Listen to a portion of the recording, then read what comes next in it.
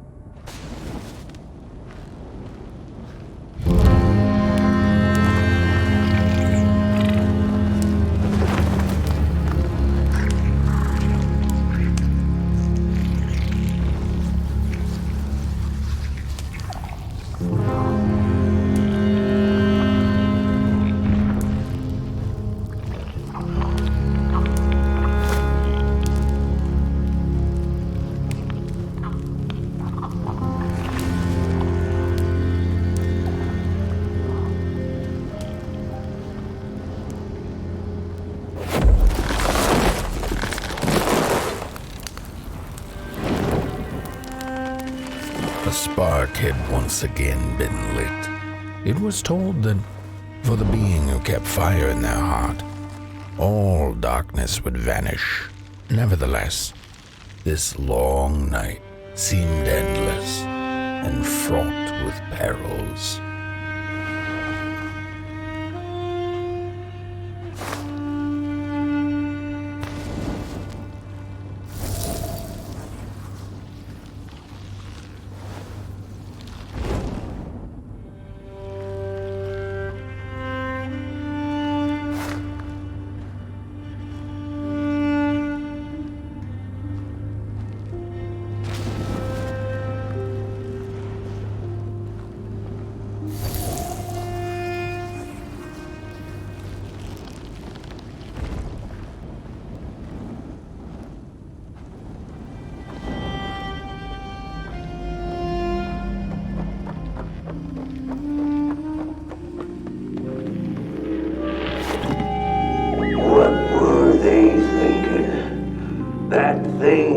To remain dead. I'm never gonna come out again, no sir, and here it's just me.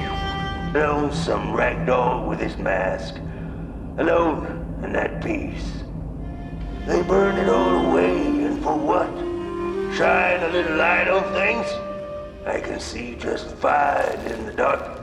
In the dark I can see everything clear as day. What were they?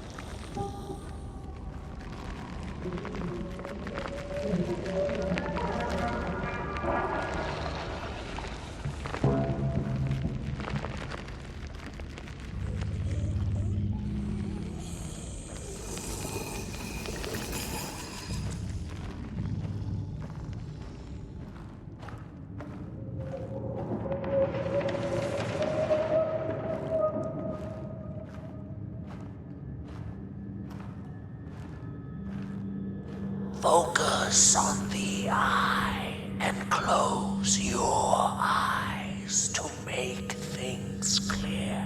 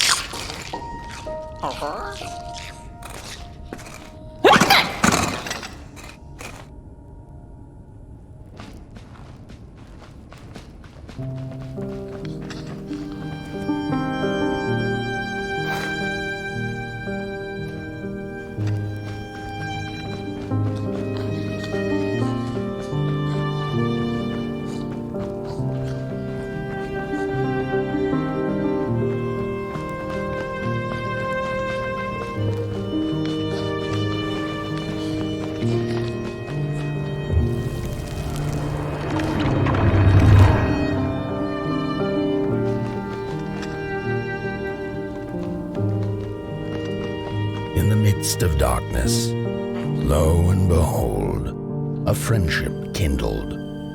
The fire that spread with it seemed so small against the vast night sky, small and flickering, but defiant.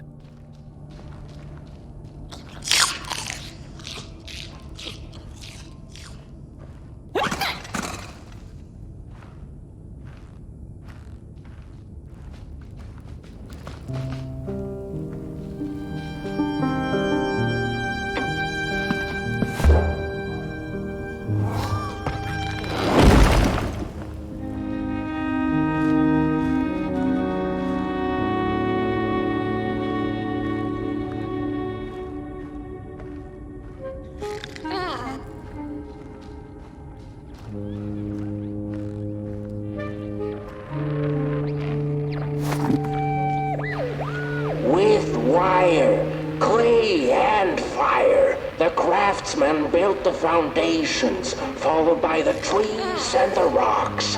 And after them came little houses for us tiny ones to cower in. For existence was so big, so vast, that without a roof up above one's head, one could have fallen straight into the skies. And yet, with all that stuff, they didn't know what to do with us. So I reckon that's why they built the Midnight Walk. For us to wander, for lack of reason.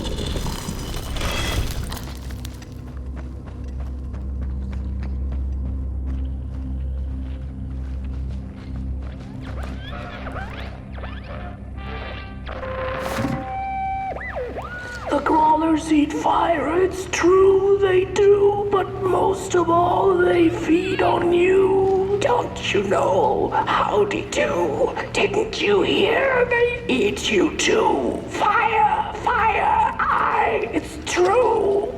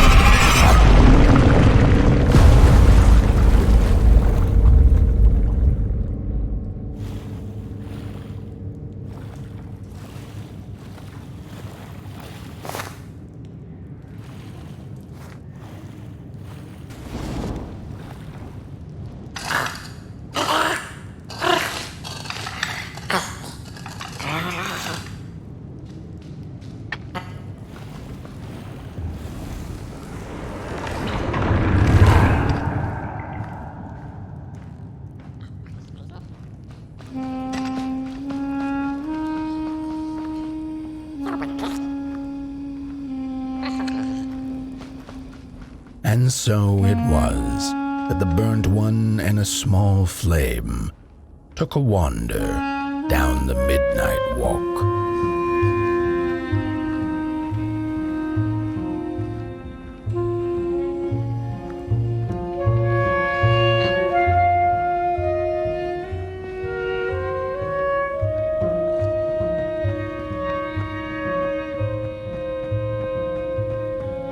In the closing nights of this era, a wandering flame. How rare, a little pot boy. This is already the end. Your pot boy, the last ember of the work table that was. You are destined to carry this torch to Moon Mountain. It is inevitable. We must all partake. Your purpose burnt into clay. Your pot boy must spread his fire. Walk now, spread your fire. Walk, walk, walk. The soothsayers have spoken.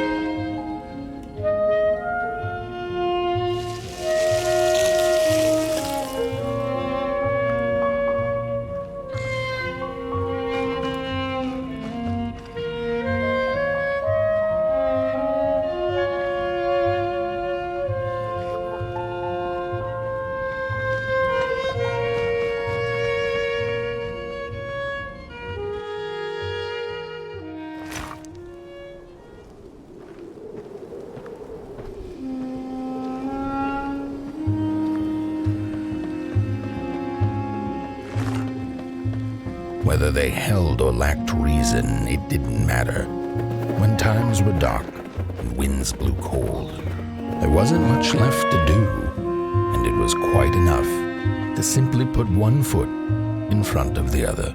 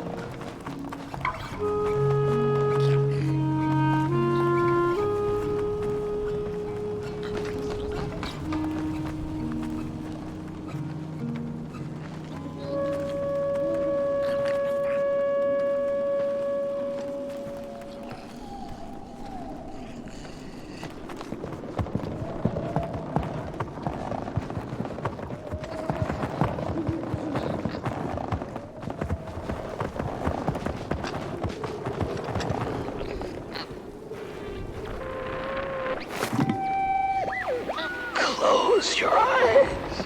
Listen. They sense you. They feel you. It's so beautiful.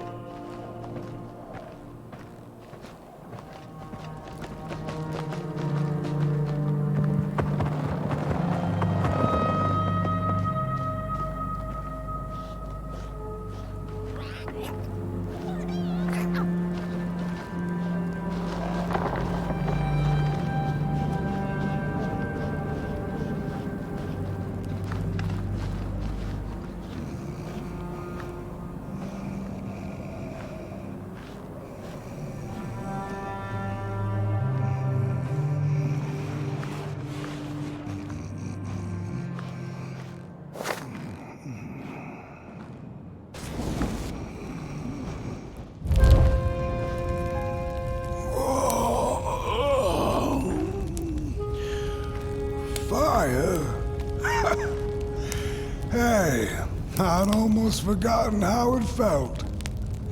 And salutations, Burnt One. Fancy meeting one of your kind here.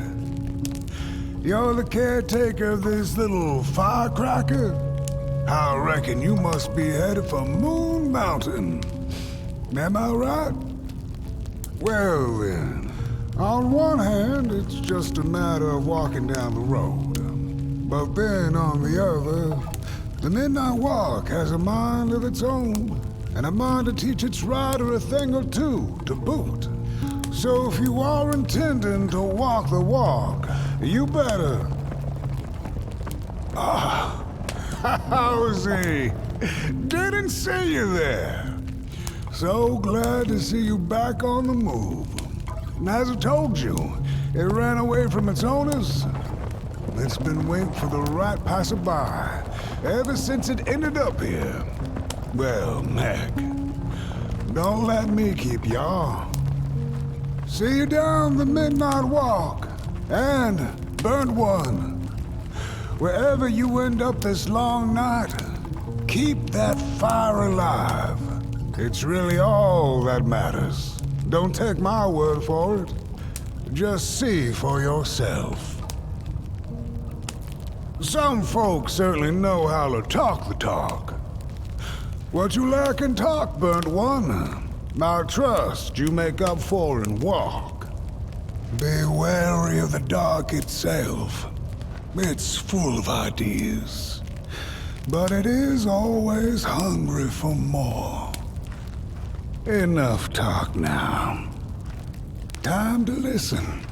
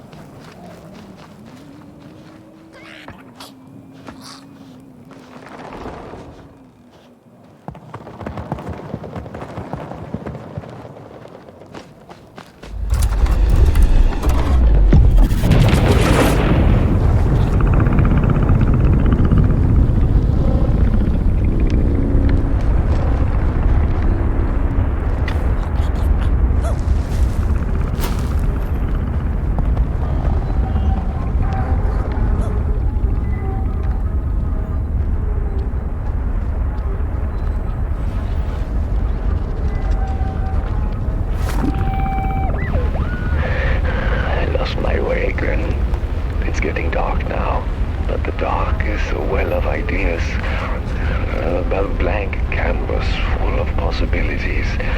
The dark itself is the key. All it needs is a little spark, and I get what I need. It hungers for fire, so I take a match, I light it, and I offer it. I give it freely. I have to surrender.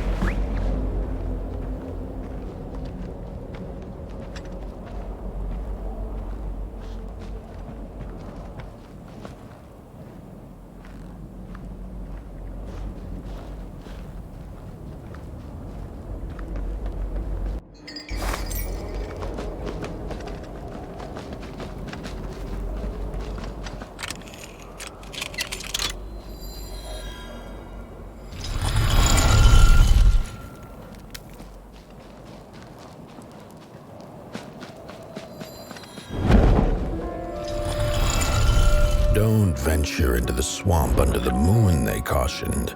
There, wild eyes watch, and itching teeth yearn for succulent heads like ours. Gone are the bodies of old, and they can no longer shield us from the terrors. Oh, you really think you're somebody, huh? On your tall legs. With your... Look at those snake-like arms swinging around. Look at those two arms Disgusting. swinging around. Disgusting.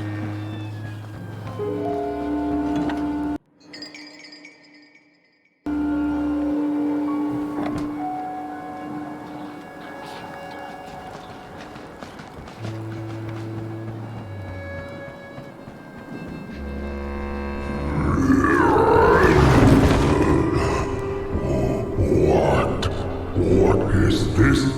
A somebody approaches nobody will? Your wretched limbs, an affront to nobodiness. Unless your fire can prove itself useful, there will be no passage for you, limb tree. Go away.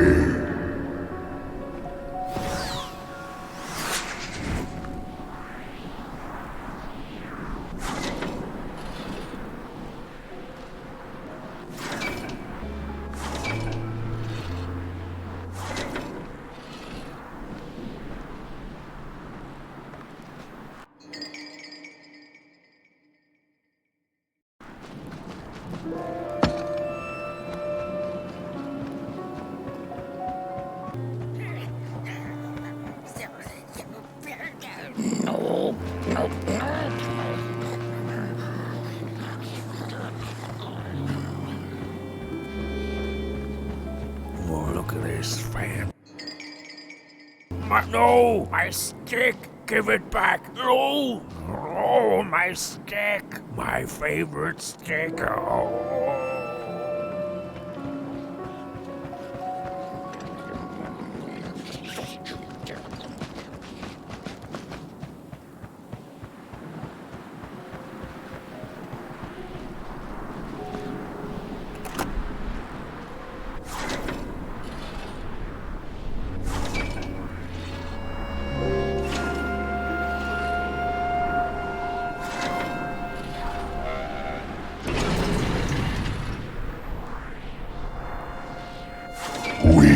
fire, useless.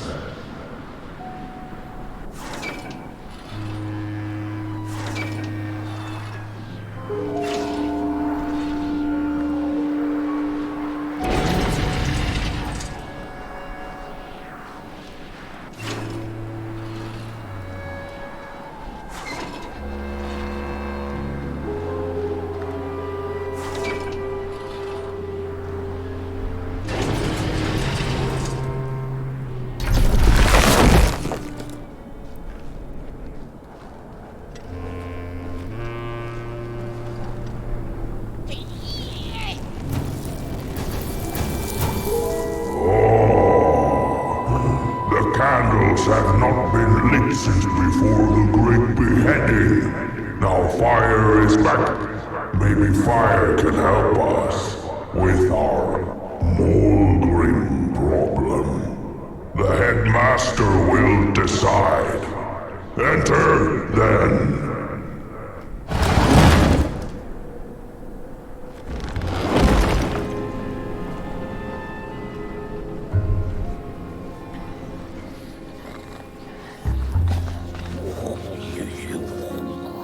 Get out of here.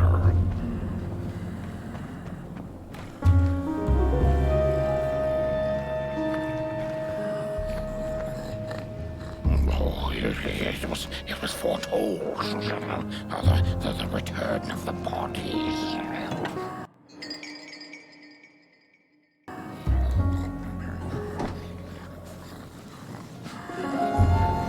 We don't take kindly to arms and legs. So uncivilized. Look at those two arms swinging around. Disgusting.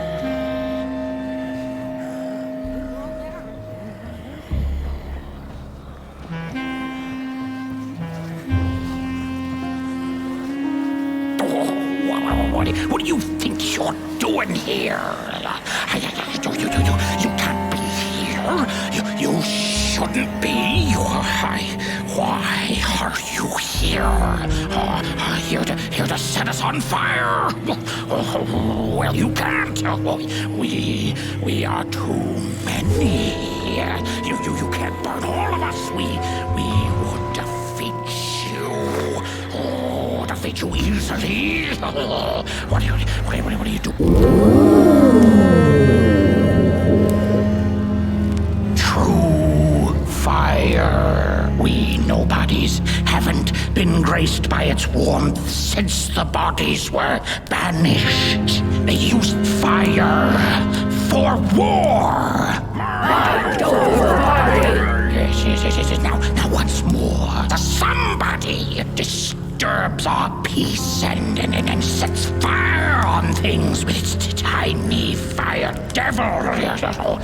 You must leave at once. Leave or face sour.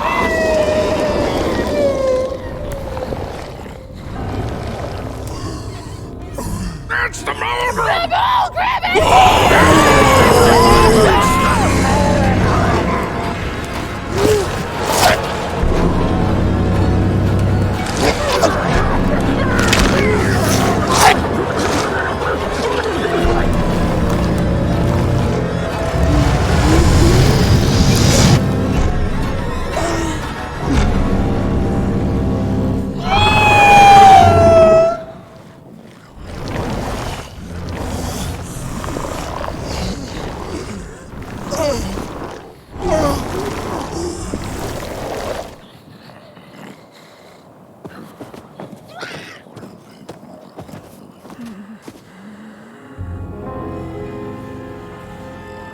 I guess I'm the headmaster now.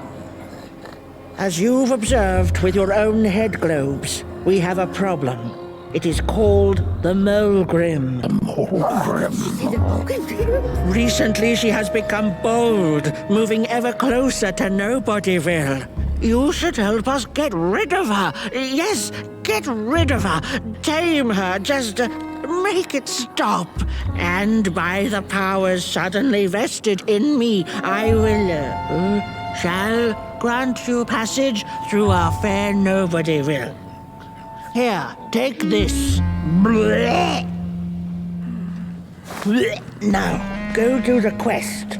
Meet the problem head on. Tame the Molgrim, and we will. I shall graciously let you pass through Nobodyville.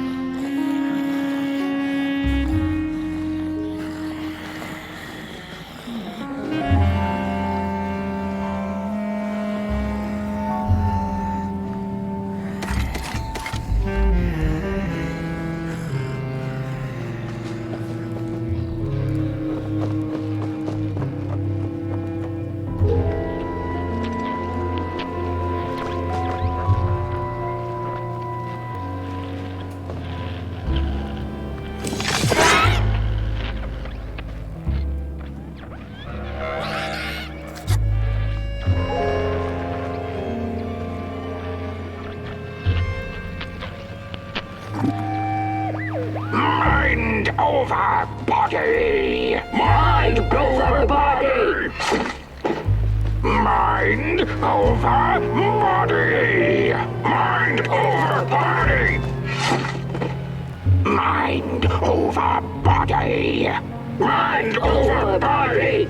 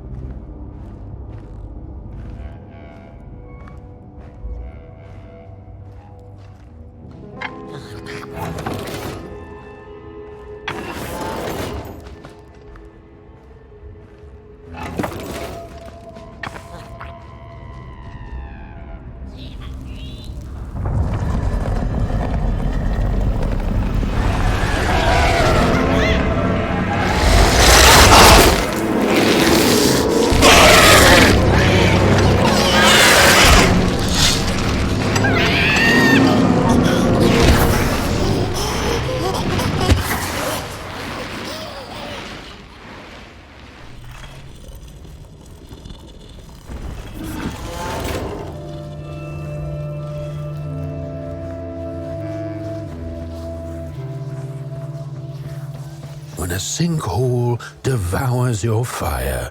Give it up or dive in after it. An old swamp saying.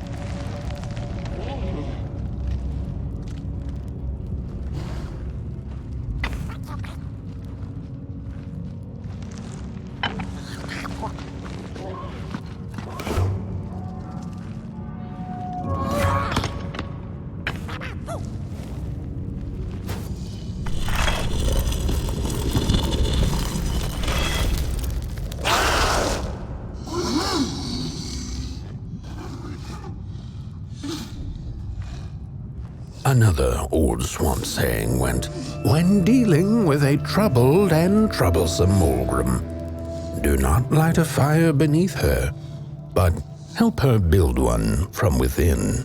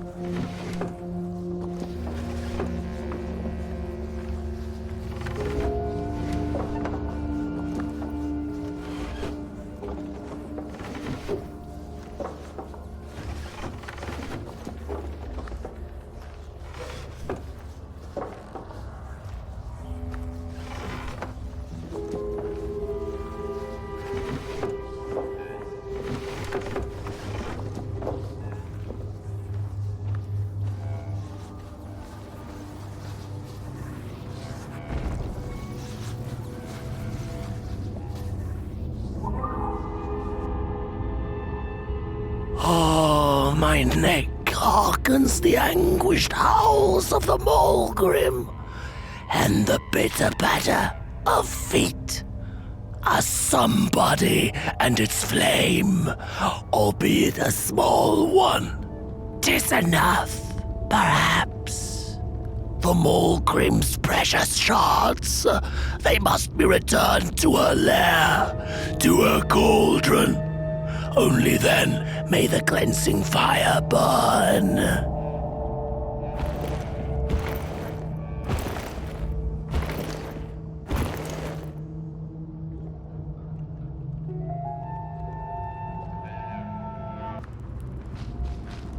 The ragdoll's whisper of one shard kept by the dark itself. Another was stolen by the greedy moonbird up in the hilltops. The last one, perhaps the cowardly head knows.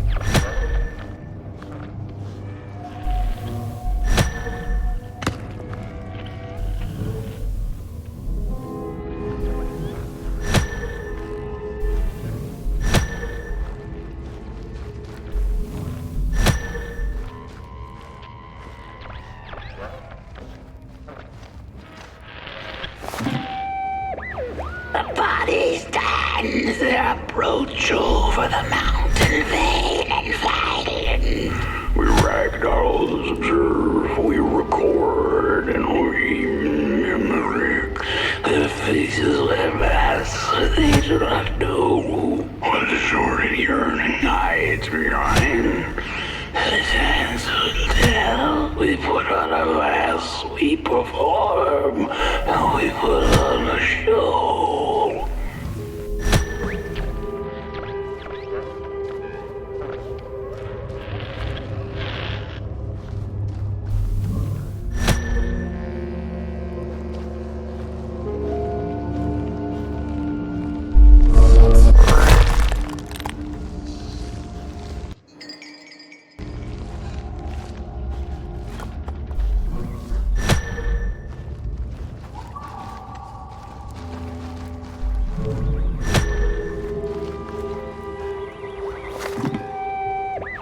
The body stands their approach.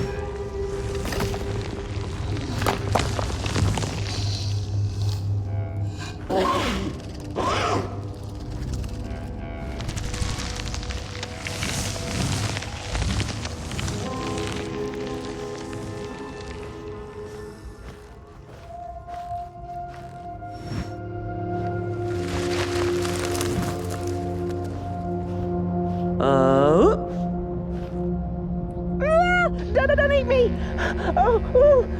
Well, if you're not gonna gobble me up, then can you maybe take me away from here? Please? Somewhere closer to Nobodyville and away from here. Get me out of this neck hole, please! I'm begging you on my bare chin, and I'll pay you for the effort.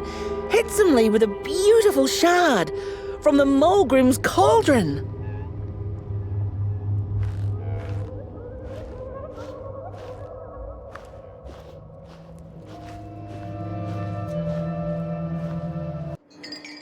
Take me back to Nobodyville, please. I can't take this tension much longer. Oh, I should have stayed in my heady hole.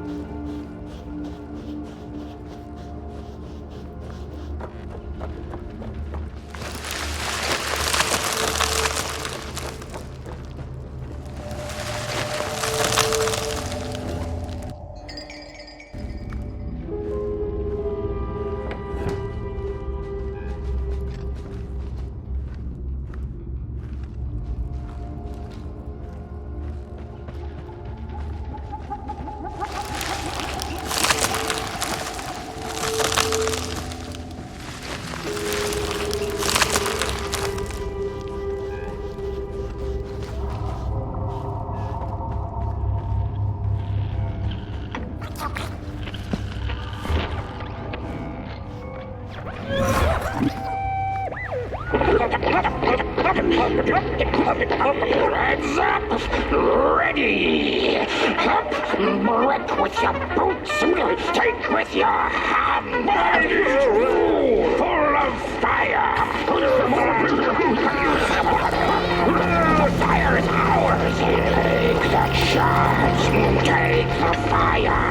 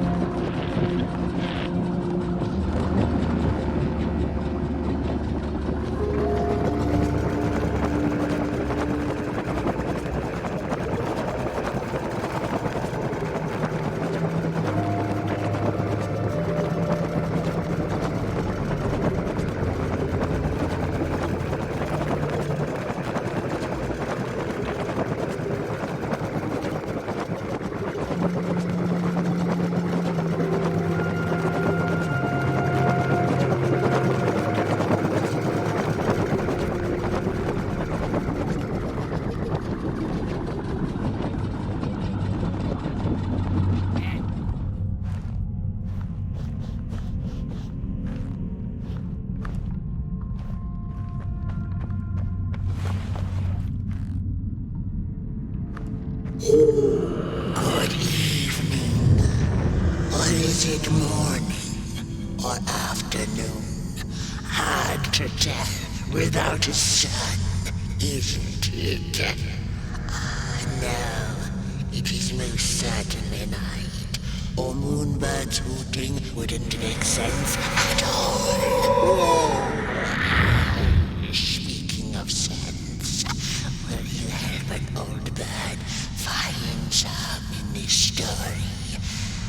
Fire up these dusty murals in the right order, and you will receive a present, a little gift, yes. Bring the fire to the story.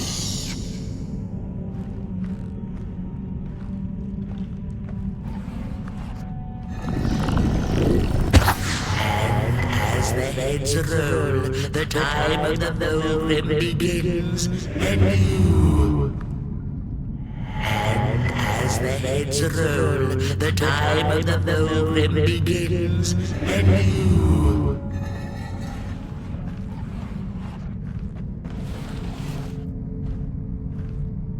Once upon a time, the Molgrims lived in peace.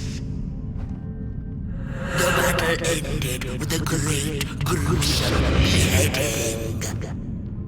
Peace ended when the violent sun-bodies invaded the valley. The valley was taken, but then began the battle of the bodies. Intriguing.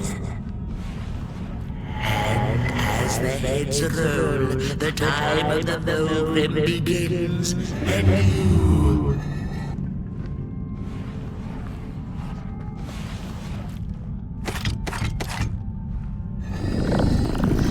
Once upon a time, the battle ended with a great peace ended when the violent sun-bodies invaded the valley.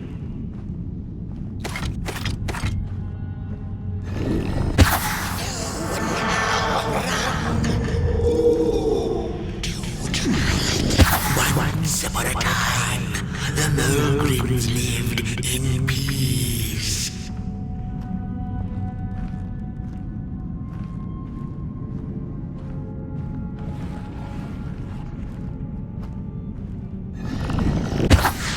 The valley was taken, but then began the battle of the bodies.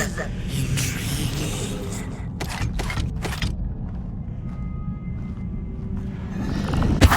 The battle ended with a great, gruesome beheading. Peace ended when the violent sun-bodies invaded the valley. I'm growing impatient and hungry. Try a different order. Once upon a time, the Molgrims lived in peace. Peace ended when the violent violent peace ended when the violent somebodies invaded the valley. The valley was taken, but then began. The valley was taken, but then began. The battle ended with a great, gruesome beheading.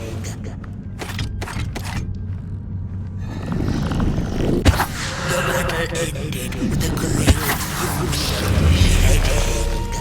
For time immemorial, the Molgrims had lived in the valley in peace, sharing good eatings and howlings around their fire, which they had inherited from the skies.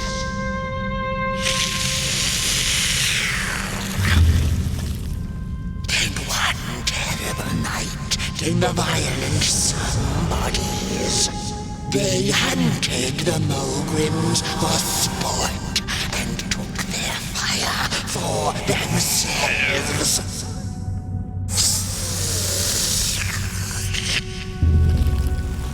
But the somebodies knew not what they were dealing with, for as soon as they held the fire in their grubby hands, they began to fight one another with it.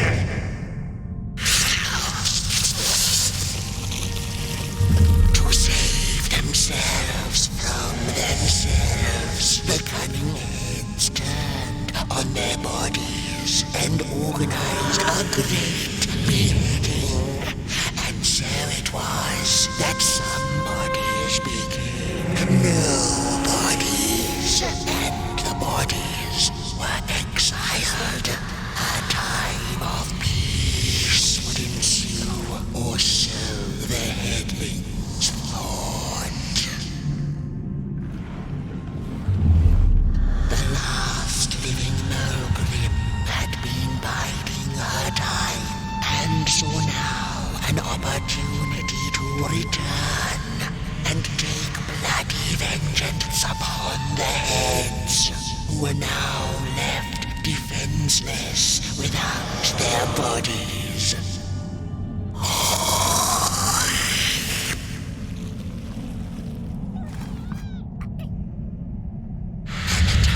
Of the Molgrim begins anew, a storied meal indeed. Moonbird thanks you for feeding her, and proudly upholds the promise. A gift, a shard from the Molgrim's own cauldron. It looked so shiny in the moonlight. Moonbird simply had to take it. For now, she'll see you in the light.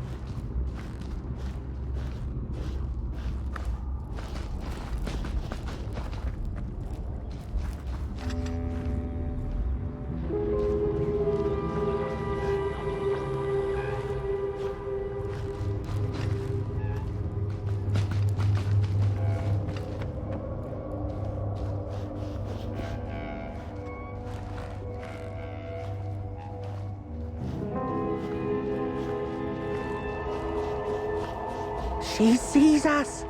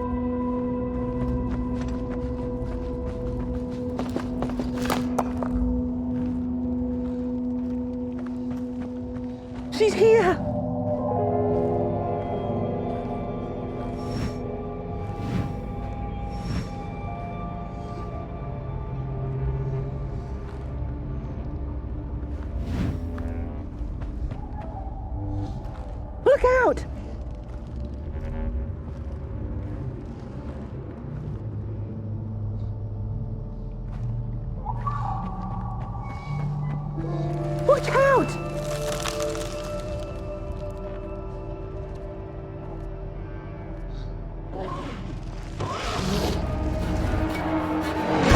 She's here!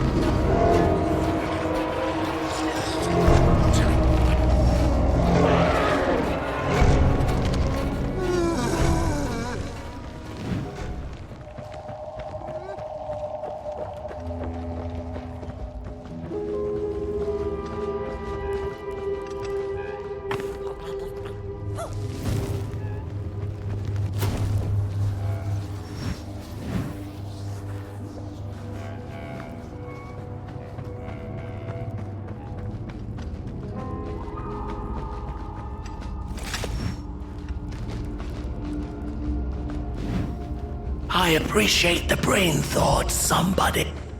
Phew, thanks for saving my neck. And I think I have a reward for you. A real treasure.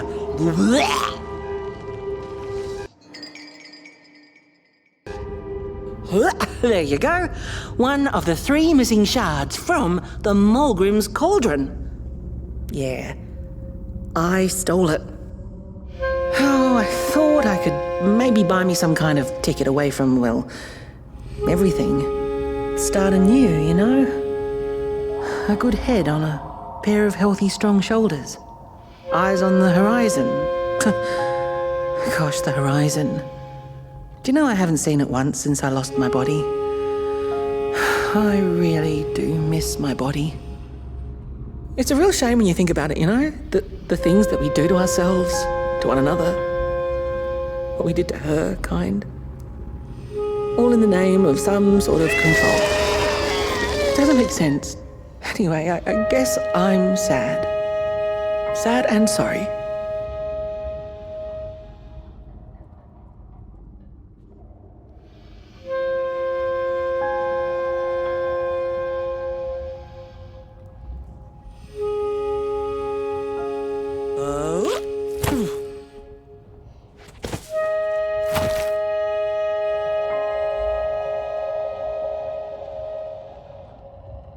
Hey, thanks. You're a great listener.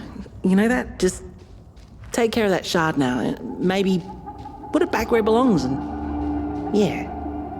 Goodbye.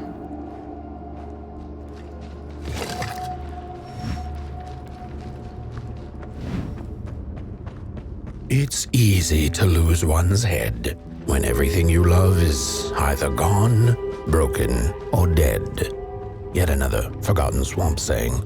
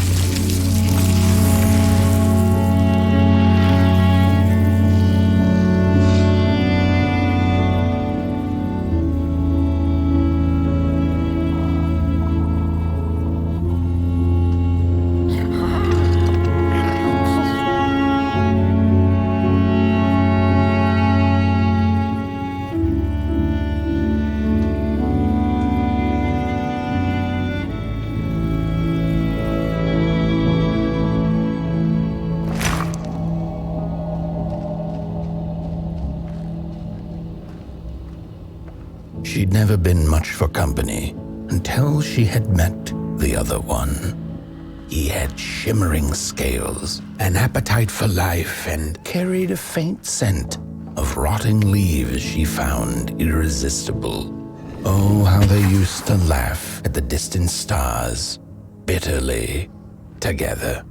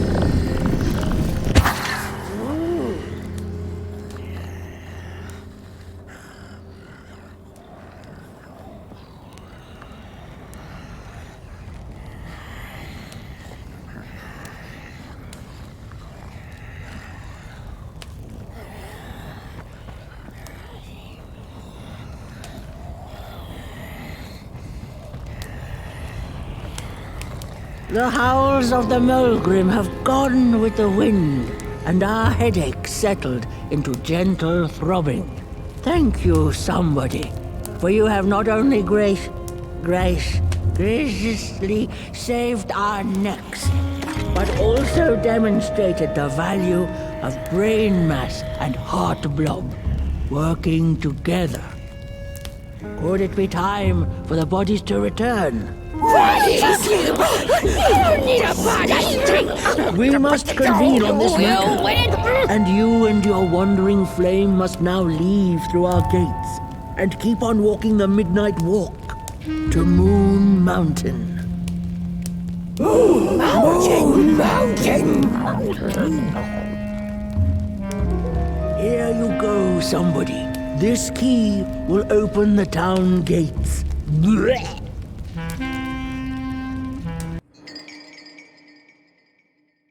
The mountain once again beckons, and the call is answered. Fare thee well, and take good care of your flame. The dark itself is hungry.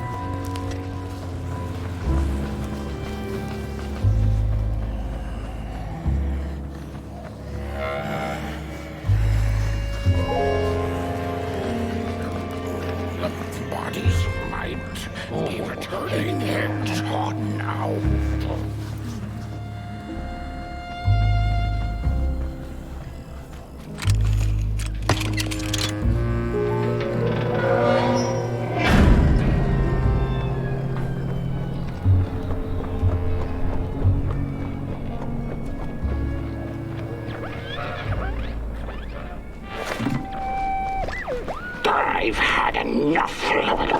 First it was the big Molgrim hunt, and then when they forced us out into that make-a-forgiven swamp, I hate hiking. And then when we had nothing left to hunt, we started fighting each other. And then Mr. Mayor gets this grand idea that we should chop our own heads off and banish our bodies. How does that even scientifically work? I've had enough of civilization.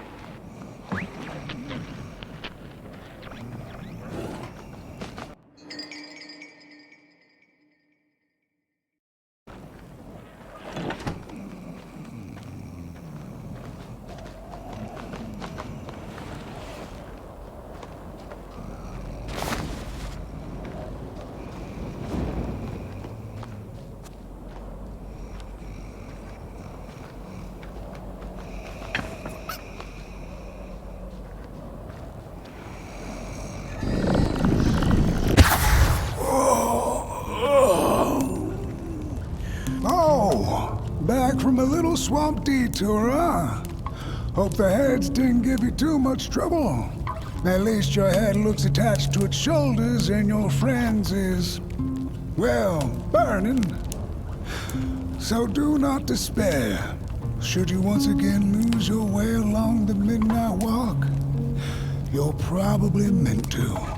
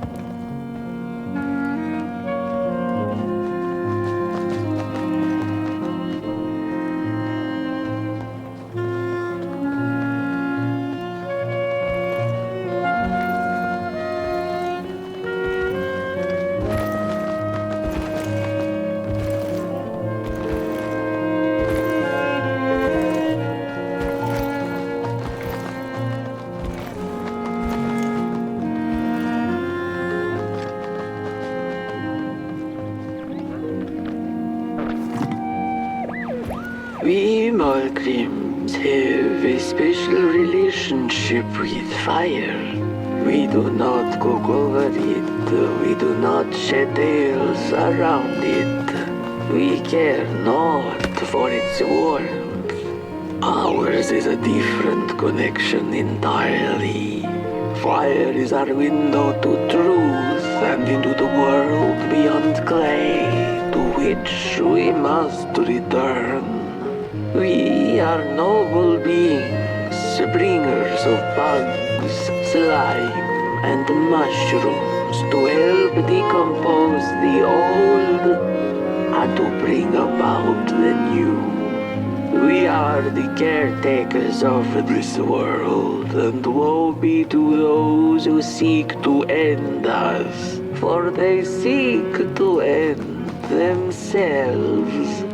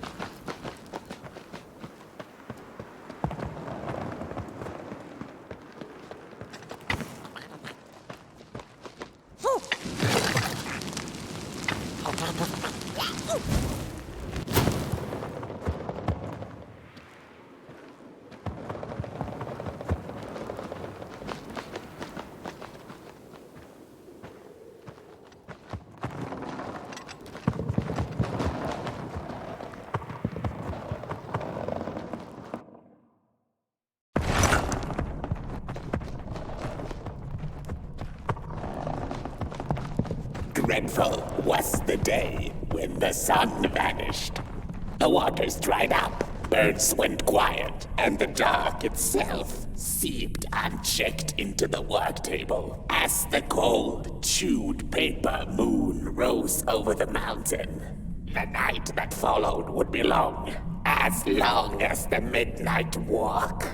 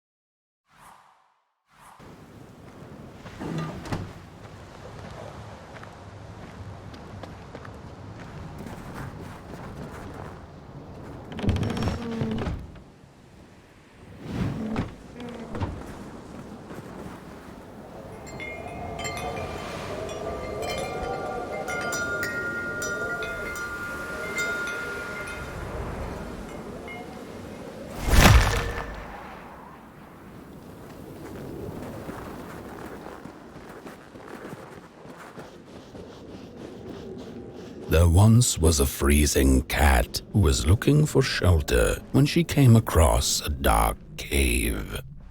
"Step into my abode," offered the dark. "It will warm you if you surrender your wants."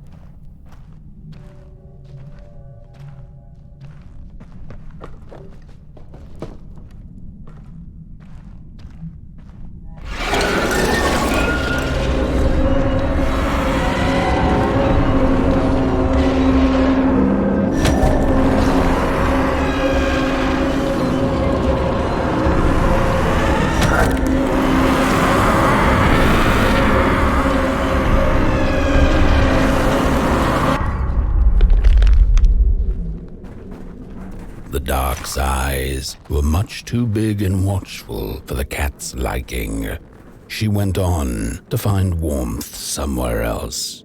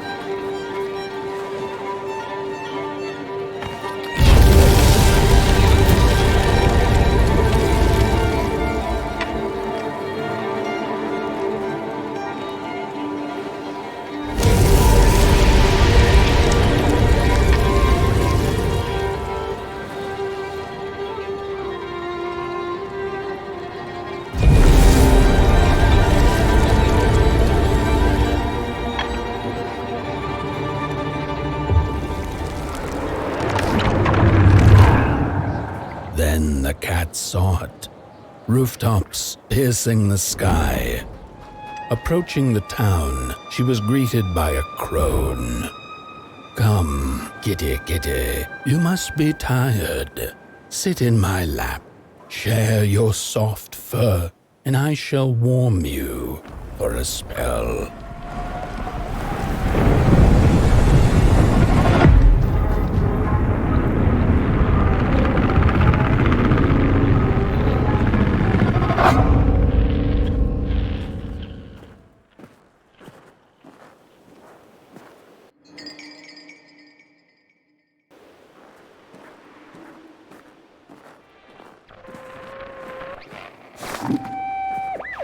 Hello, Mother. The well said to give it a match, so you and I could talk again.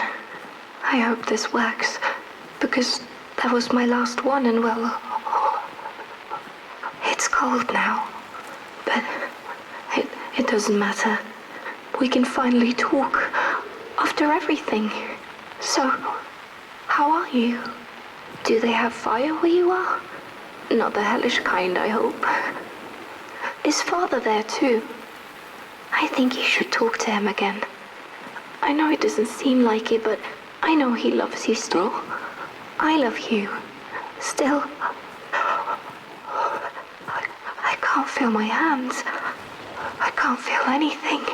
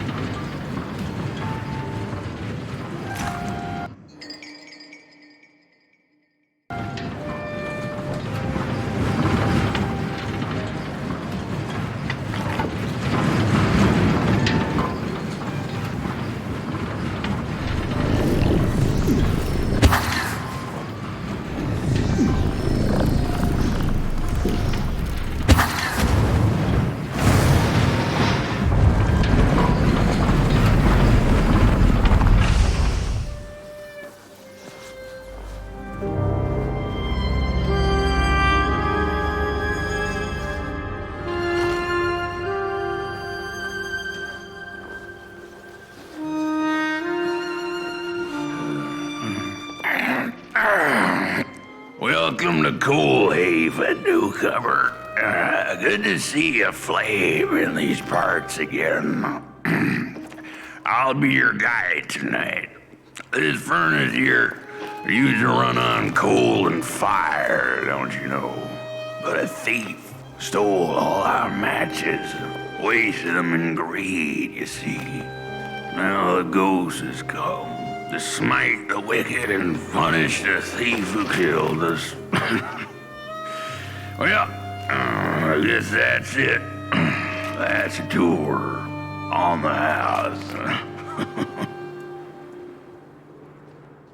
There's a bone right there in the snow. There ain't no place for a bone.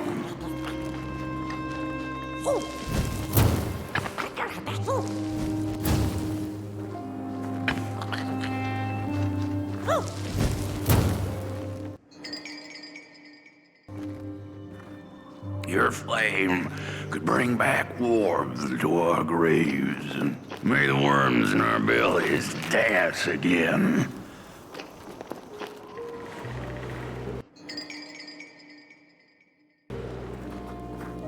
Your flame could bring back warmth to our graves.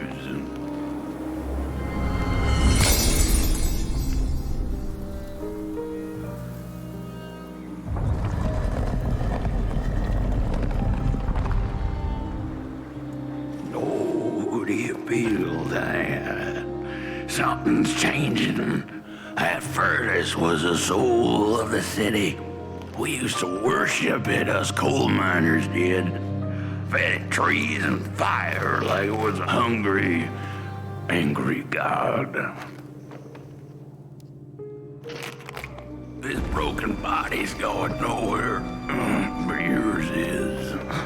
Walk the streets, listen, just don't believe everything the half-dead say.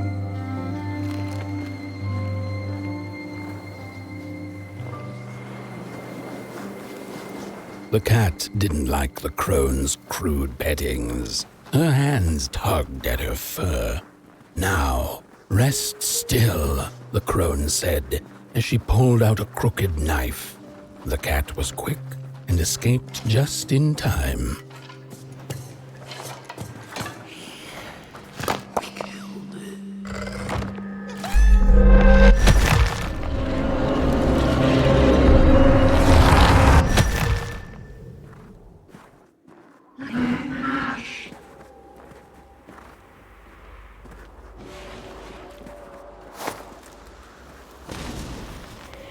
Listen for the bone.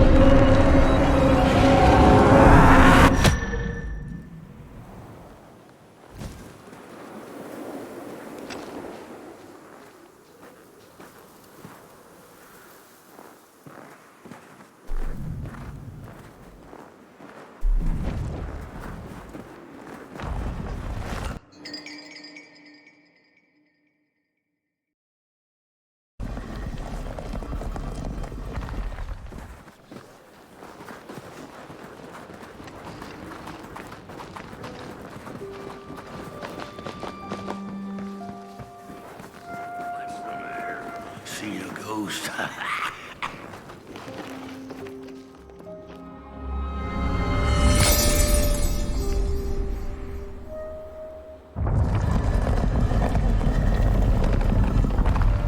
The thief loved the stars. Would have plucked them out of the sky if it were possible. But the dark itself stole her stars, turned the thief's sky as black as a cup of joe. And so the thief began to steal matches and lit them, hundreds of them, like little stars of her own. The crooked path to the house on the hill lies open. You hear the scream.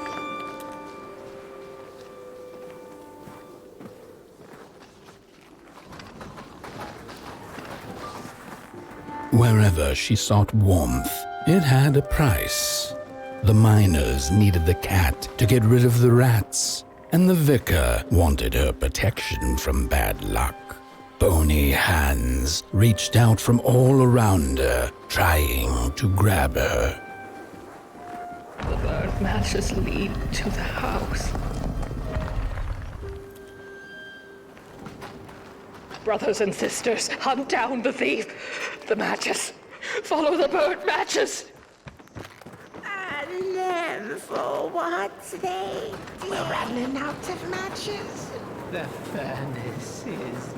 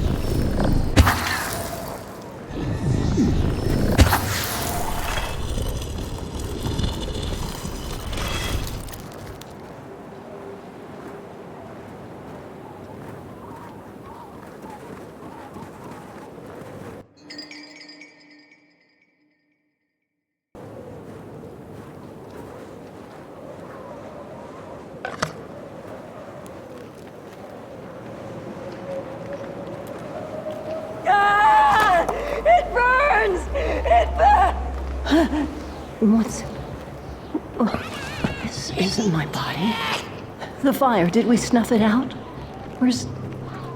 Did I save them? The house. It's ruined. Well, it wasn't supposed to go down that way. They locked the door, threw the key into the woods. Huh. There was so much anger, and now there's nothing. This body is so uncomfortable.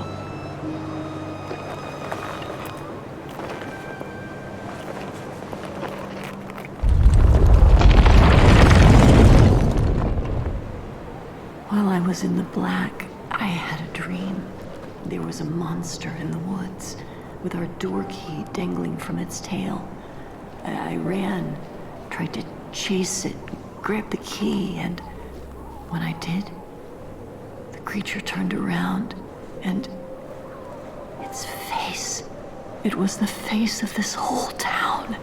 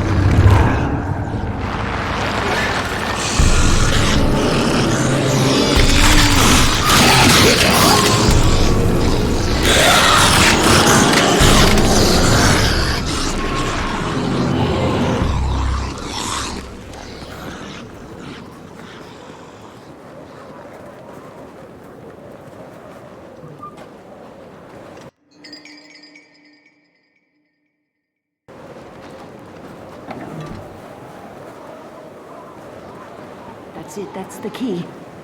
Unlock the door. Please. I want to see my home again.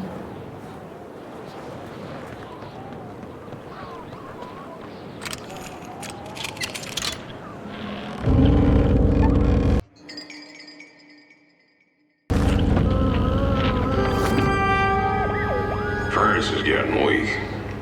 Council says we're running out of matches. We'll have to harvest more trees then. I don't like it. Losing the forest like this. Not like we The have a cat choice. felt as if the walls around her were growing taller, the alleyways narrowing. Turning a corner, she bumped into a girl sitting in the snow. In her bony little hands, a lit match. "What do you think of my star?" the girl asked. "Isn't it pretty?"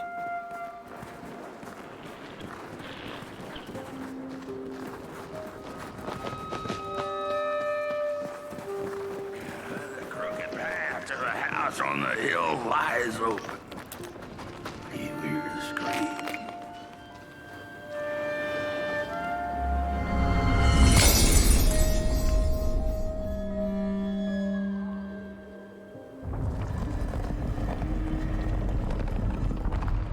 With no matches left, we couldn't light the furnace.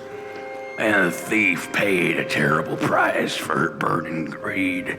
As the furnace died, one by one, so did we. But before we perished, the dark itself moved into our hollow husk, turning us cold and wicked. If I had a heart, I'd feel great shame for what we did. I'd feel great shame for what we did. The old man feels it too. Should have been long dead with the rest. He just wasn't ready to go. At least he has a reason for sticking around.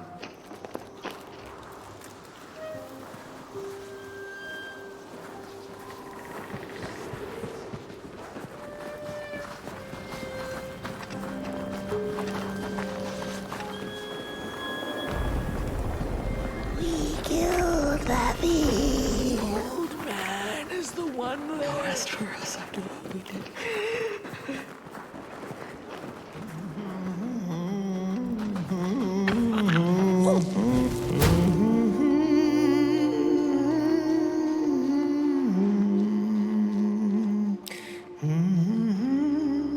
Oh, that voice. What I wouldn't give to hear her sing again. Those sweet, sweet tunes like fallen leaves of the trees that were. Such a waste. Such a shame. I wish I could hear her sing again. Just once. Just once. Oh, I know she stole from us. I know what she did to our town. But she could sing. This town's not much without fire, no. But it's even less without song. If I could just hear that lullaby one last time, I know I'd be able to move on.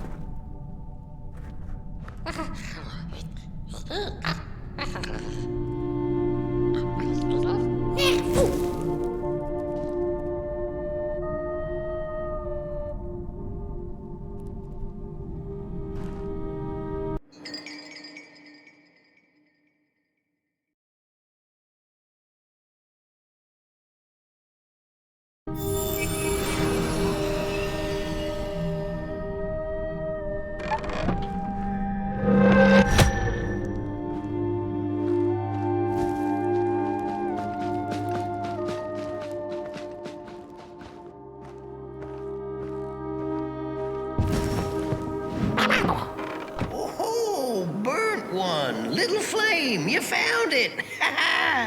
Does it still keep our song? Fire will tell.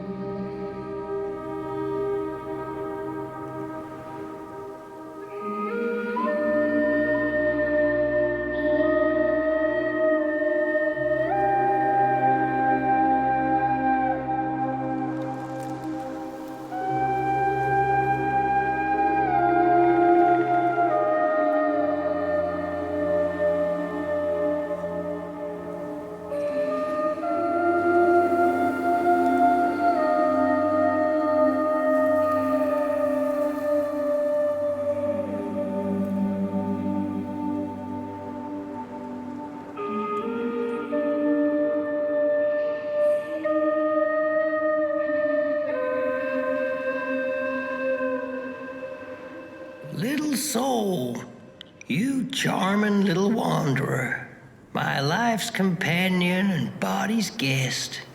Where are you off to now? I don't know what I thought would happen. I feel a strange warmth, but just as coal runs deep in the earth, so is the shame a part of me, mine alone to bear.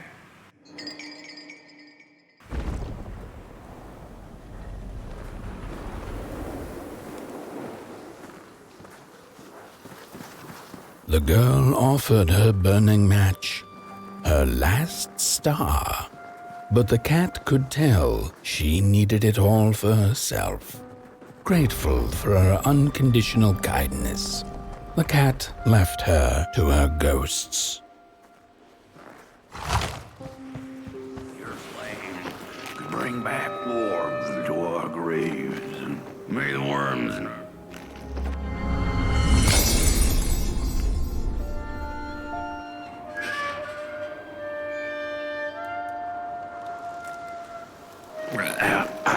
the door to the flame is open.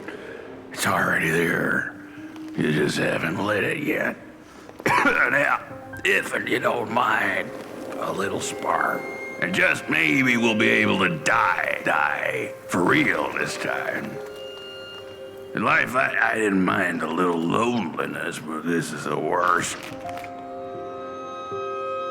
The furnace longs to burn once more.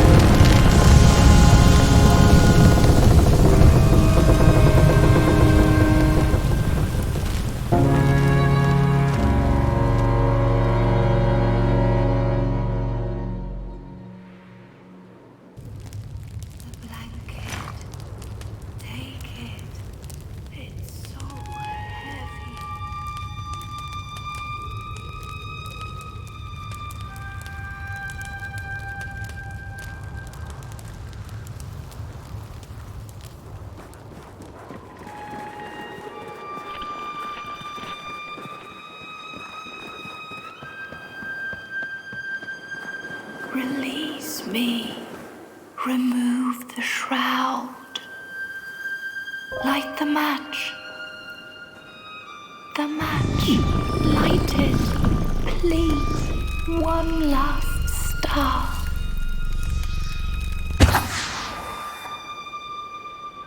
Thank you.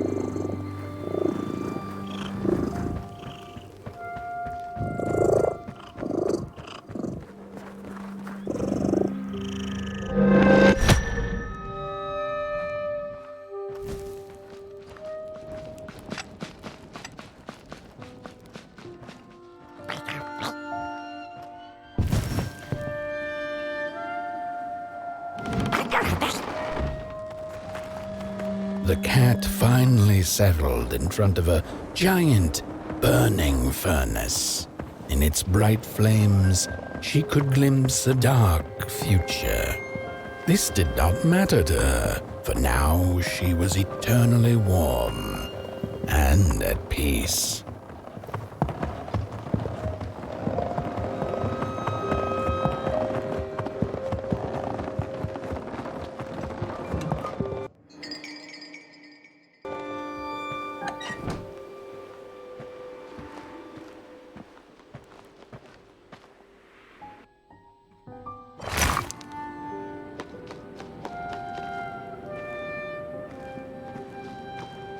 The flame burns still, and the fire has spread along the walk.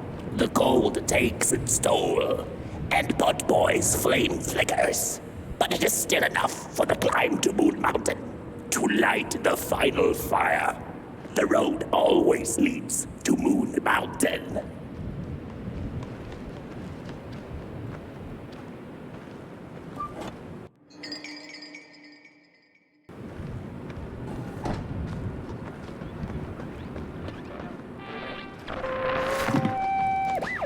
There's a fella who watches over the Midnight Walk, pointy hat and hollow gaze. He's been around longer than you or I.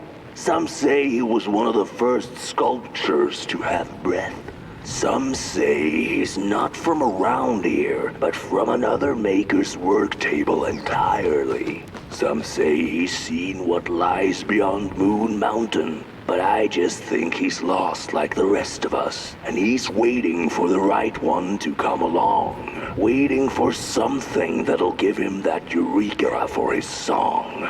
He keeps his banjo by his side, but he never plays it. Strange, but he's in no hurry. He's got all the time in the world.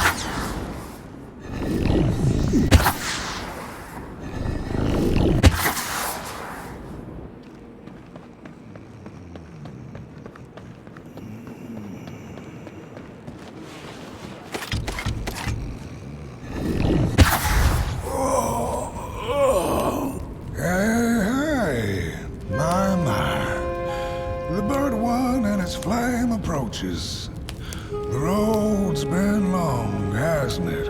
And it just keeps on going, don't it? Why don't you rest here for a spell? Change is in the air. Warm winds coming in from Coalhaven. I trust you're not pushing that little flame of yours too hard. He is mighty, no question about it. But between you and me, he still has a ways to go until Moon Mountain. Heck, it ain't my place to tell you how to tend your flame. I'm sure you'll be fine. You'll be just fine.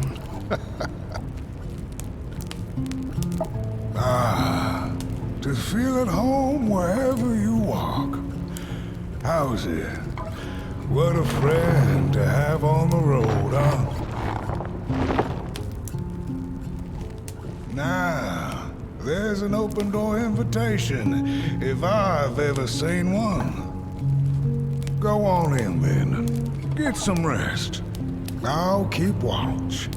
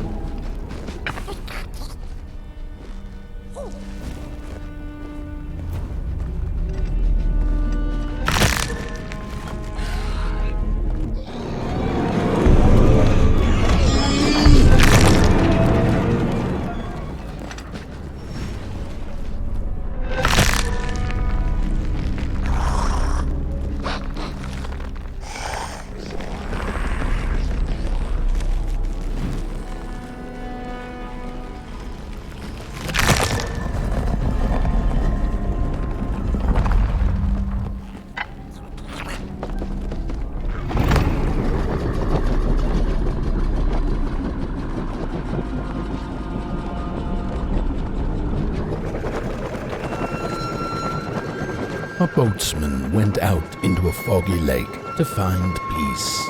Then, out of nowhere, came another boat that bumped into his. He cursed whoever was on the other boat, but when the fog cleared, he discovered that it was, in fact, empty.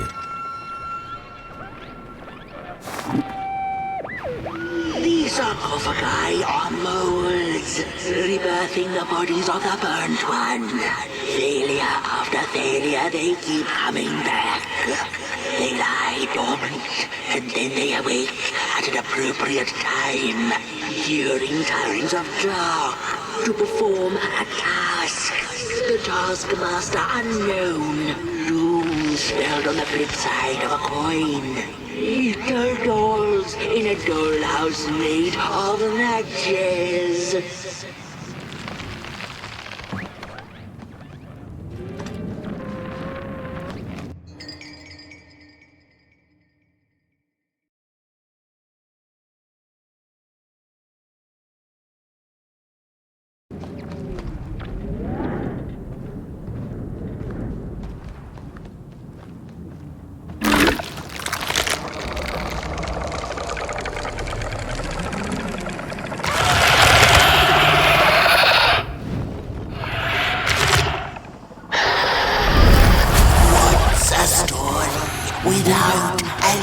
battle adversity.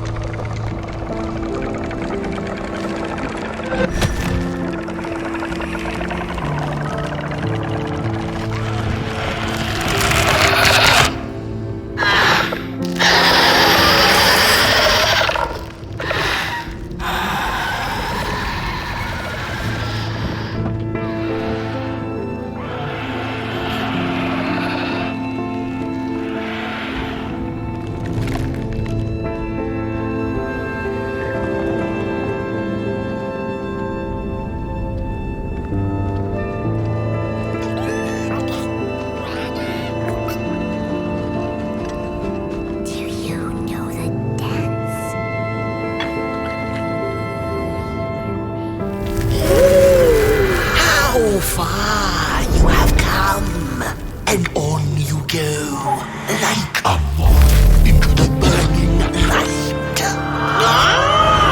But behold, a craftsman, one of the first beings ever to wander the clay. Like you, his heart is ashen, barren, yet ripe for tasty stories.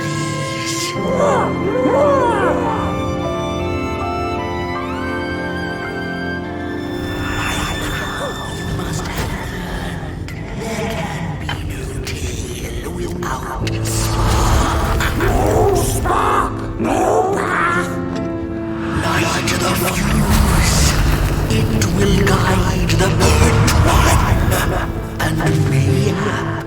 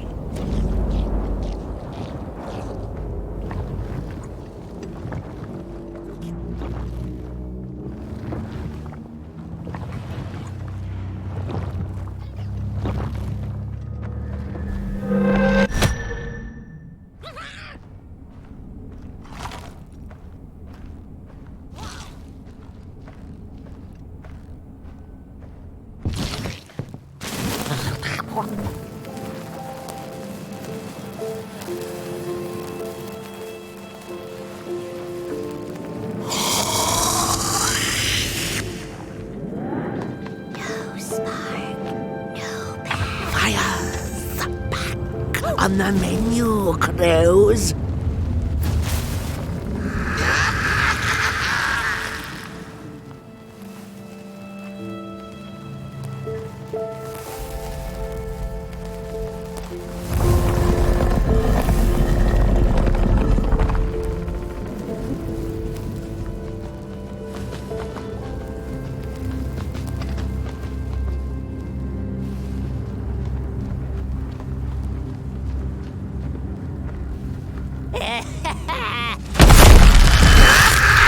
I see you. Not a crawl closer, Moonbird.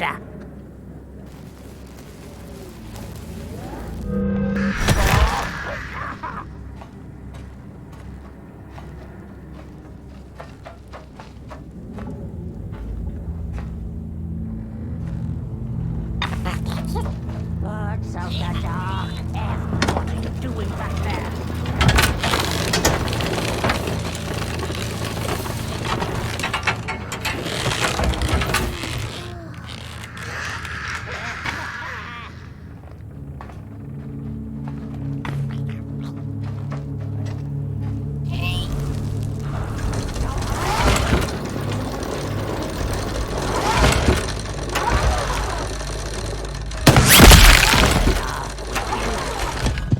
I see you. Not a crawl closer, Moonbird.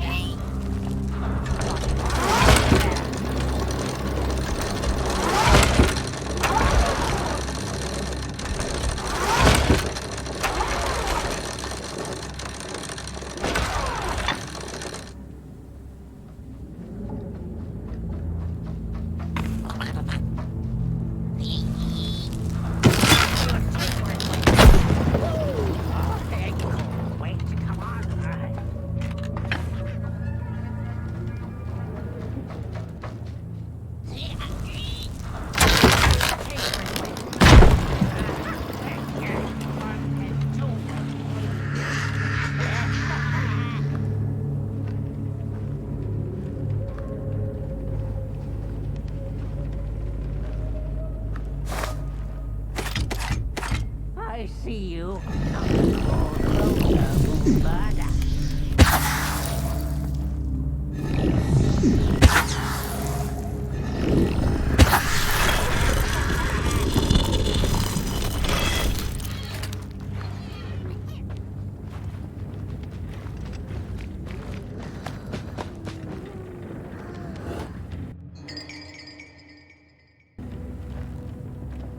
Avert your greedy gaze. The moving pictures are not for you.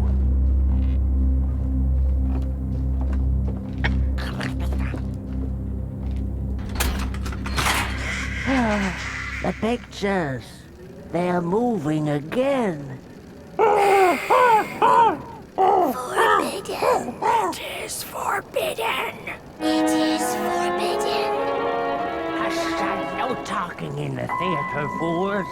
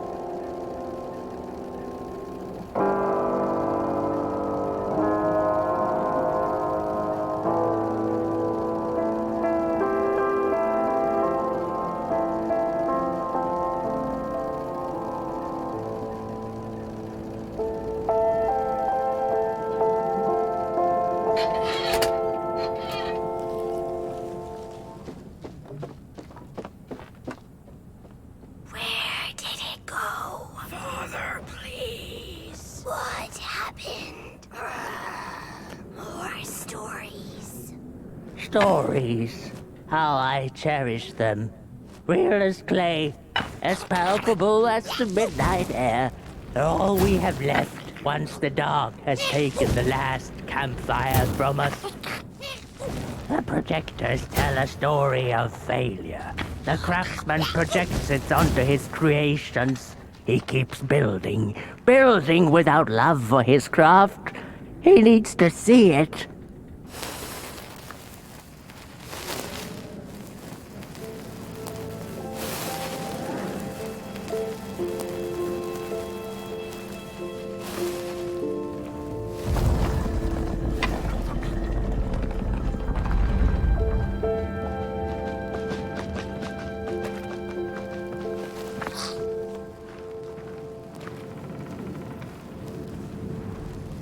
The potter, stuck in the sinking clay in which he had dug so greedily, spoke his final verse.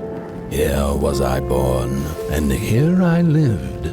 My refuge was the clay, and now the clay has played me false in a most grievous way.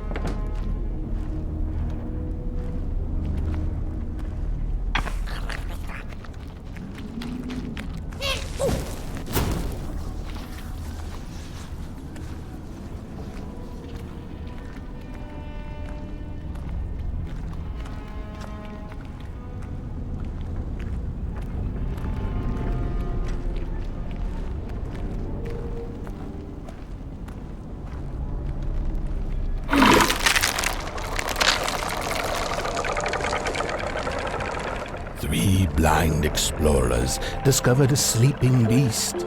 Each of them touched it and described it to one another. Its skin is coarse, said one. No, its ears are big, exclaimed another. The teeth are its most prominent feature, declared the third. Who was right or wrong mattered little, as the beast awoke and ate them all.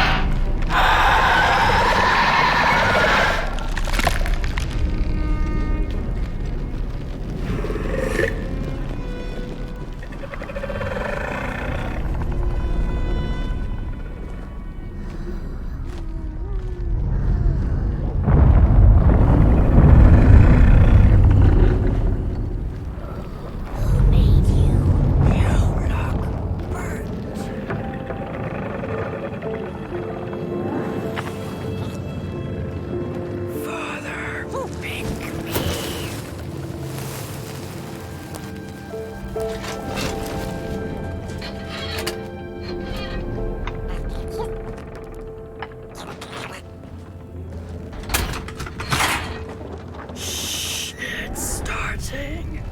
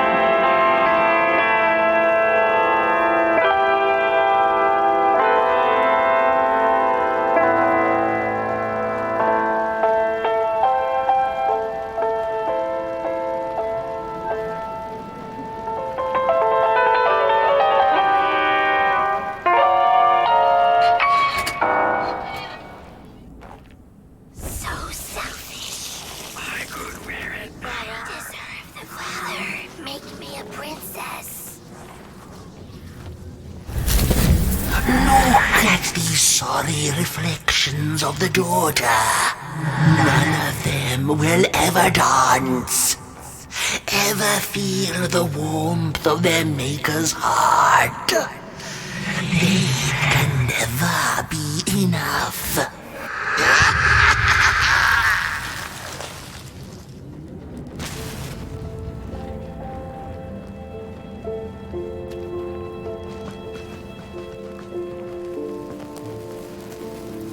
After years of searching for her son, the weaver was convinced she had lost him to the dark. One night, there came a knock upon the door. "It's your son," said a voice. "Please let me in." Thinking this was some cruel spirit come to mock her grief, she remained silent until her son gave up and left, never to return again.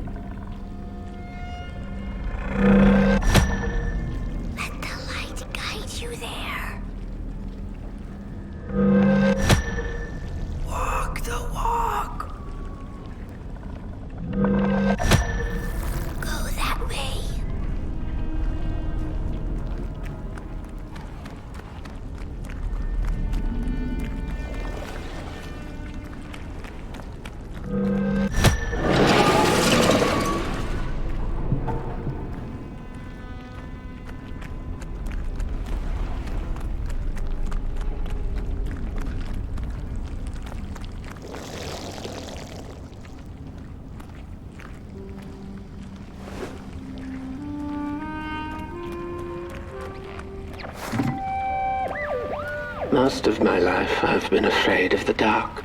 When I was little, my childminder got annoyed with me and tossed me into a wardrobe as punishment. She let me sit there, alone, and I sat perfectly still so that no closet monsters would notice me. It was the longest, most terrible 15 minutes. Many years later, I don't know what happened, but now I love sitting alone in the dark. I get into the wardrobe, close the doors, and I sit perfectly still. It's like a void, empty, but not cold, where nothing exists and everything is possible.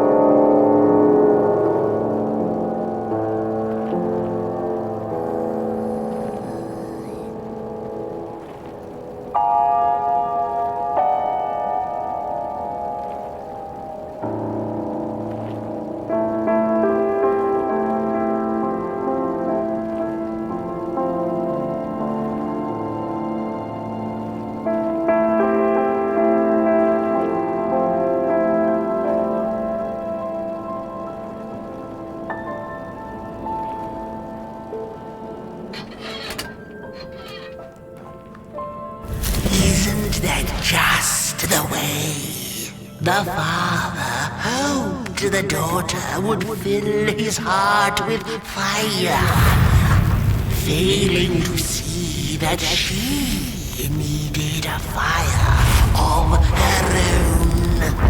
His princess danced away, and he stayed behind, cemented in his ancient groove. The heart is a bottomless pit, never sated, always craving for more.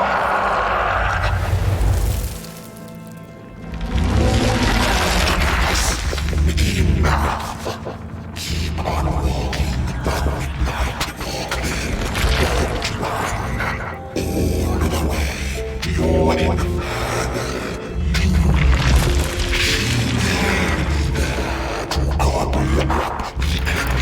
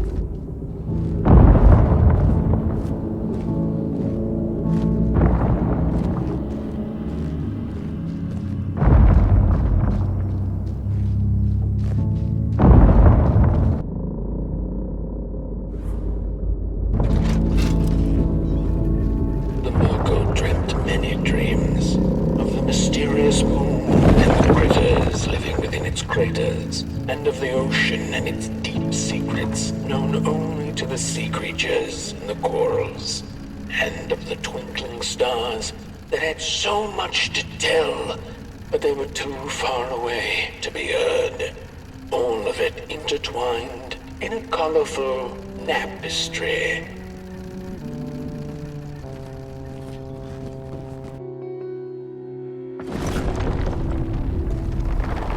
The Wanderer asked the Craftsman, "How do you make such perfect sculptures?" To which he replied, "Oh, there's nothing to it really. I go into the dark woods. I find the sculpture already waiting inside a tree. And then it's just a matter of carving it out."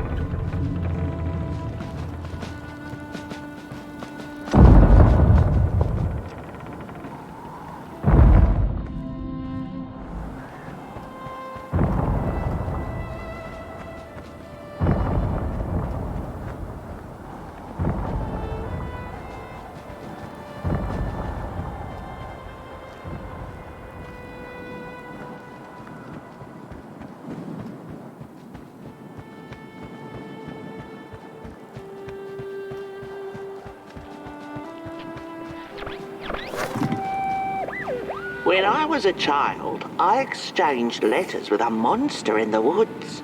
We were best pals, and we shared all our secrets with each other. One day, my sister told me that the monster wasn't real, that she'd written me all those letters to play a joke on me. But the joke's on her, because I knew the truth about the monster in the woods, and we exchange letters to this day.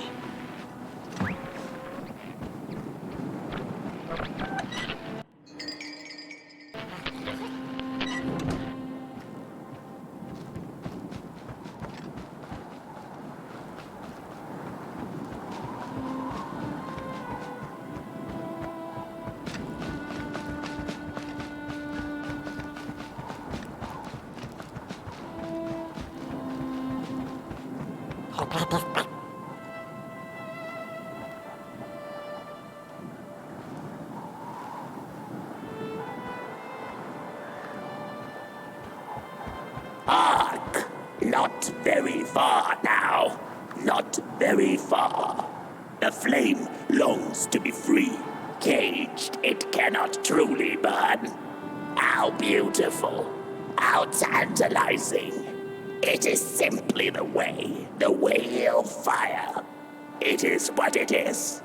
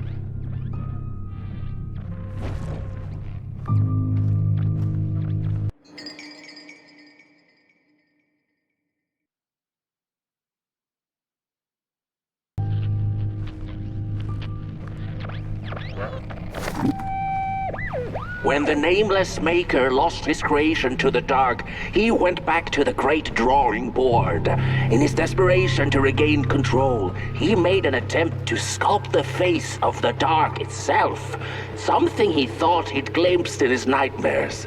But the face wormed itself out of his mind's eye, and instead his twisted sculptures came alive, grinning and many-legged. Thus, the grinners escaped and seeped into this world as a reminder to the maker that there is always something to smile about, even when things don't go the way you hoped.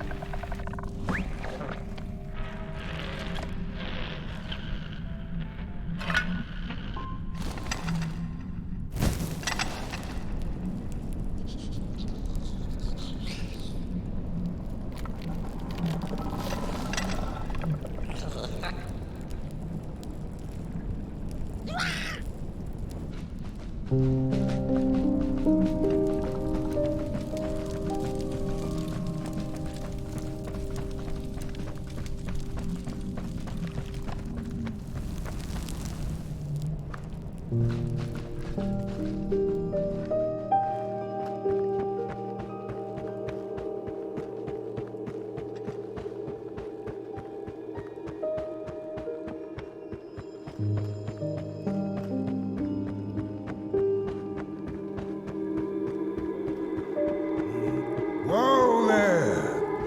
You look like you're about to move a mountain. That's what I get for trying to get in the way of a flame and its destination. Let him walk his walk. Ain't nothing gonna stop him now, looks like. Fare thee well now, Burnt One. You're going to Moon Mountain, and that walk is for you alone. You have a tough decision ahead of you to make, just like the ones who came before. But they're all long gone. In the end, all there's left to follow is your own heart.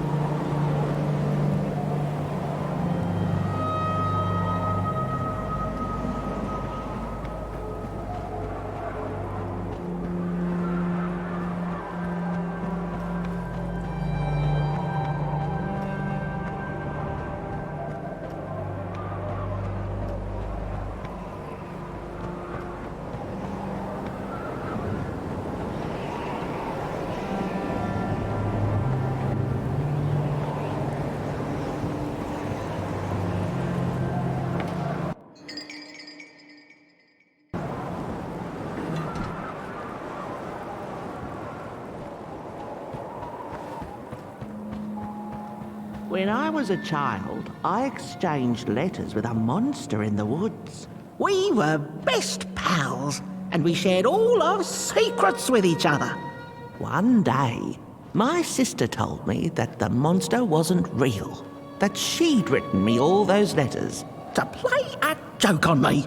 But the joke's on her, because I knew the truth about the monster in the woods, and we exchange letters to this day. Oi, you the caretaker of this little fireball? What were you thinking, letting him run off? Don't you know how precious he is? Oh, yes you are. A real sunbeam. Who took the sun away? We Merkles used to ask until it finally ceased to matter. Night skies like these. Trouble seems so far away, doesn't it? I mean, isn't this just exactly my point? I used to be afraid of the dark. So much so that I became obsessed with these huge electric lamps left behind by the craftsmen of old. Couldn't pry myself away from them. I'd sleep outdoors and under their blinding radiance. One day, I woke up to the noise of quivering planks and nails. And would you believe it was my own house leaving me? It had gotten so restless it grew a pair of legs, took a name and went on a hike. Housey was its name, bless its soul. Houses have no imagination. But I bet it had a grander adventure than I could ever imagine.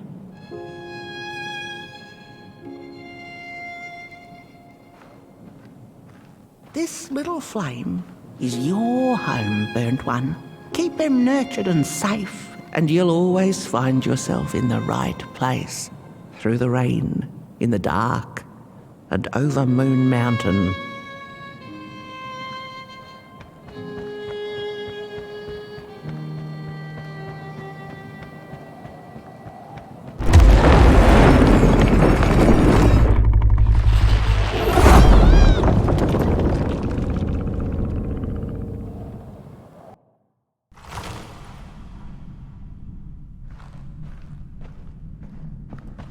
What is the dark? Is it ugly and cruel? Is it a place for monstrosities, for fools lost in the woods? A terrible void where all your nightmares come true.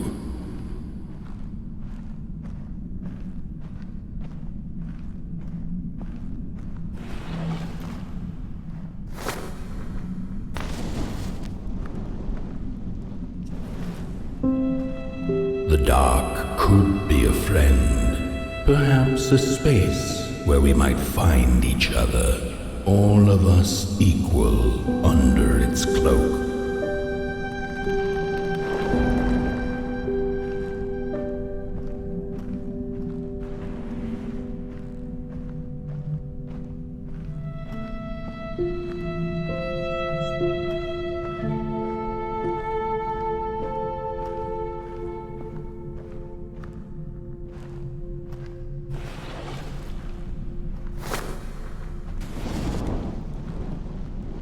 The dark could be an embrace and the release of the old, like taking off a tight shoe, laying bare one's feet, and taking a first step onto a new adventure.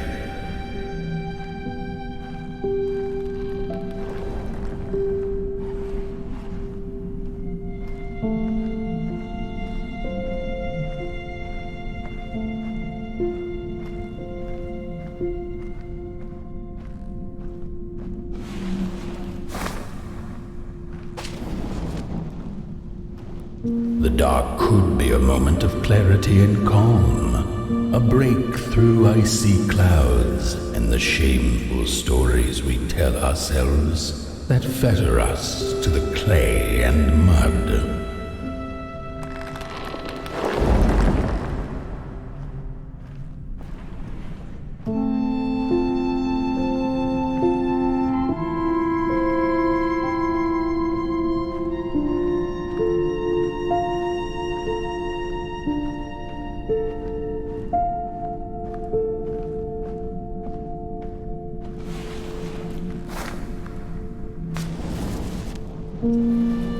The dark could be be the space and time that we need to recover from the death of a dream and the quiet promise of new beginnings waiting on the other side of grief.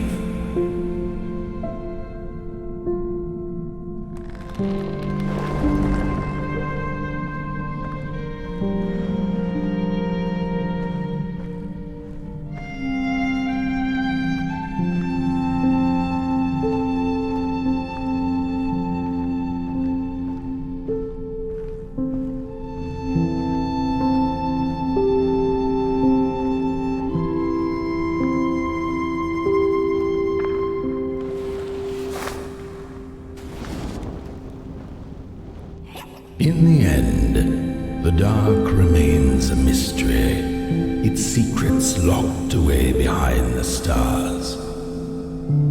But one can rest assured that it is always there, watching, patiently waiting for us to enter it, with fire in our hearts and with eyes wide open.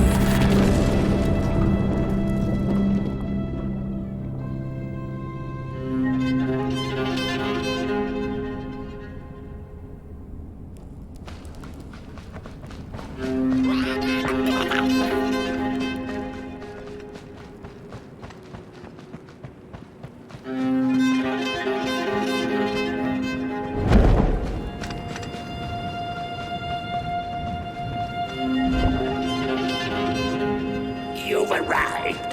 Hark! Your fire is dying, but the last embers will light the final fireplace and send your potboy home. Can you do what you must? Naturally, you must. It is destined, and you will be loved and forgotten. The soothsayers have spoken the last words. It has been an honor to watch your journey to the work table's edge. Now go and burn.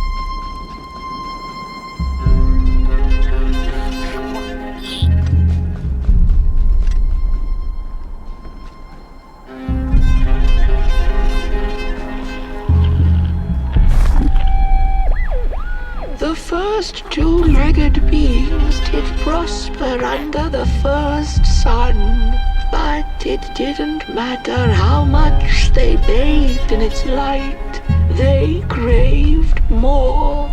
They sought to cage the sun, harness its power, and make it theirs.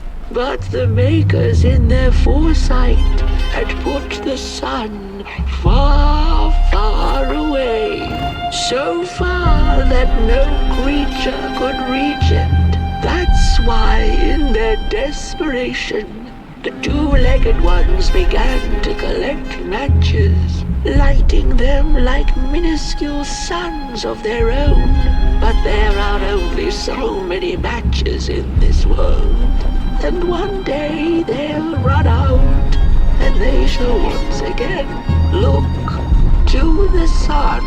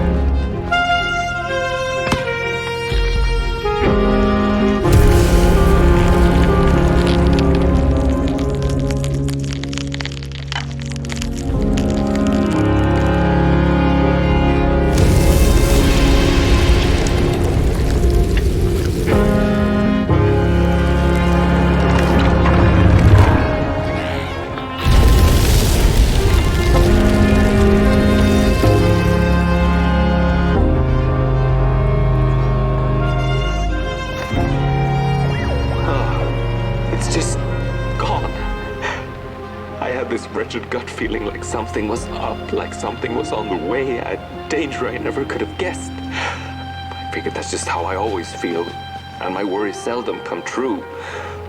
And now here I am, and I have been for some time now, and it just won't come back.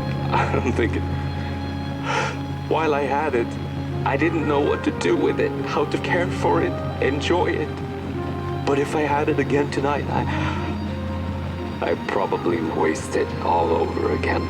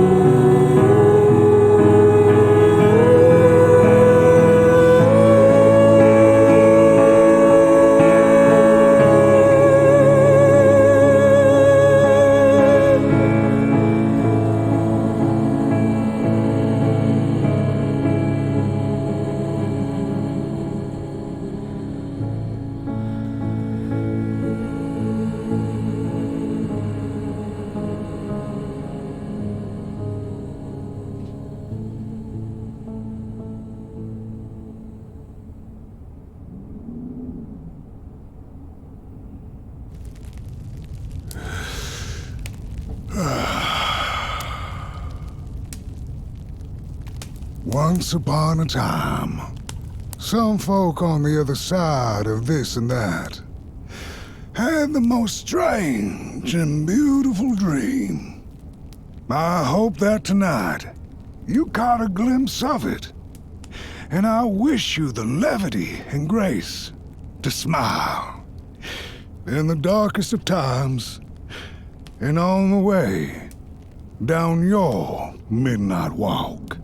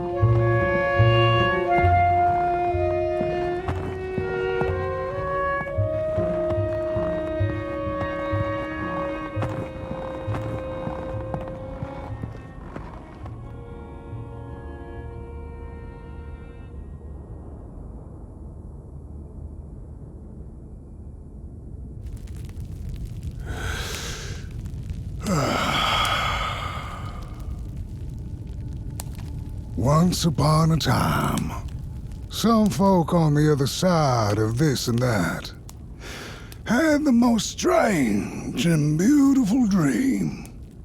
I hope that tonight you caught a glimpse of it, and I wish you the levity and grace to smile in the darkest of times and on the way down your midnight walk.